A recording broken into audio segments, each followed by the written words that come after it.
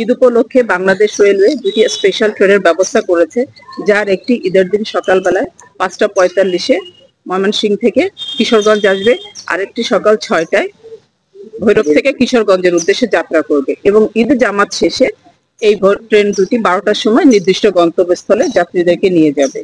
এবং আপনারা জানেন যে বিপুল সংখ্যক মুসল্লি যেহেতু এখানে উপস্থিত হবেন, তাদের সুপেয় পানির ব্যবস্থা, ওয়াশরুমের জন্য আমরা জনস্বাস্থ্য প্রকৌশল এবং পৌরসভার সহায়তায় প্রয়োজনীয় ব্যবস্থা গ্রহণ করেছি। পুকুর, টয়লেট, ওয়াশ ব্লক এগুলো ক্লিন করা হয়েছে। বিভিন্ন পয়েন্টে খাওয়ার পানির জন্য ব্যবস্থা করা হয়েছে। এবং আপনারা জানেন যে যারা নামাজ পড়বেন, মুসল্লিরা যারা কাতারে দাঁড়াতে পারেন, কাতার যাতে নষ্ট না হয়, ভেঙে না যায়, এজন্য কাতারে কিন্তু লাইন কাটা হয়েছে এবং চুন দিয়ে রেডি করা হয়েছে, যাতে নির্দিষ্ট সময় মুসল্লিরা এসে স্ব জায়গায় আসন গ্রহণ করে। এবার একটি বৈশিষ্ট্য হলো যে এবার আমরা যারা আসবেন মুসল্লি, যারা ঈদের জামাতে অংশগ্রহণ করবেন, তারা শুধু জায়নামাজ এবং মোবাইল ক্যারি করতে পারবেন। কোনো ধরনের ছাতা বা অন্য কোনো ধরনের ইলেকট্রনিক ডিভাইস নেওয়া যাবে না। এখানে সার্বিক নিরাপত্তার জন্য সিসি ক্যামেরার ব্যবস্থা করা হয়েছে। আমরা 6টি ওয়াচ টাওয়ার করেছি এবং এর সাথে সাথে হলো অন্যান্য রাত্রিকালীন যে নিরাপত্তা, সে বিষয়েও কিন্তু পর্যাপ্ত আলোকসজ্জার ব্যবস্থা, যেটা আমরা পৌরসভার মাধ্যমে করে দিয়েছি। এবং ড্রোনের মাধ্যমে, অর্থাৎ যখন এই নামাজের সময় থেকে ড্রোনের মাধ্যমে যাতে পুরো জিনিসটা দেখা যায়, কোথাও কোনো সমস্যা আছে কিনা, সেজন্য পর্যাপ্ত ড্রোনেরও কিন্তু ব্যবস্থা রাখা হয়েছে।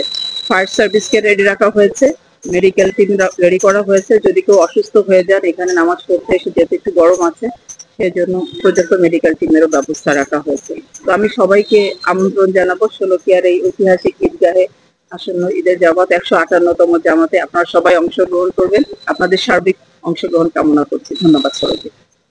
এখানে বিজেপি কয় প্লাটুন আর সেনাবাহিনী কিভাবে দায়িত্ব পাবে? আচ্ছা, বিজেপির যে বিষয়টি হলো, আমরা স্বরাষ্ট্র মন্ত্রণালয়কে 5 প্লাটুন বিজেপির জন্য চিঠি দিয়েছি।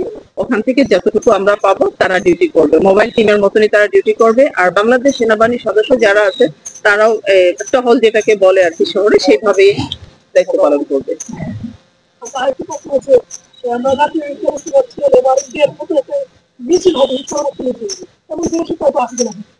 এরকম কোন সিদ্ধান্ত আমরা এখনো পাইনি। না, এরকম কোন পরিকল্পনা এখনো এই মুহূর্ত পর্যন্ত নাই আমাদের। আর কিছু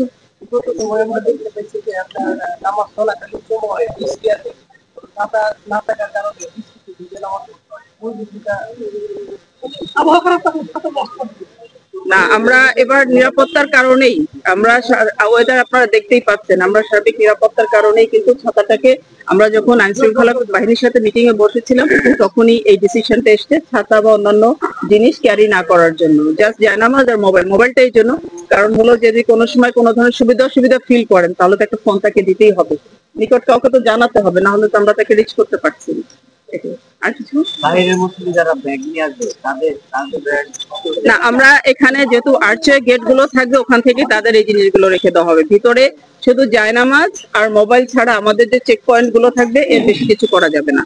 এটা আমরা ওই যে মাইকিং, এটার যে বিষয়টি হলো, একটু বিষয় আপনাদের ক্লিয়ার করি। তথ্যের মাধ্যমে আমরা মাইকিং করছি সব জায়গাতে, যে যারাই আসবেন, আমাদের বহিরাগত যারা মুসল্লি আসবেন, তারা যেখানে যেখানে অবস্থান করবেন সেখানে যেন তাদের এই জিনিসগুলো রেখে আসেন।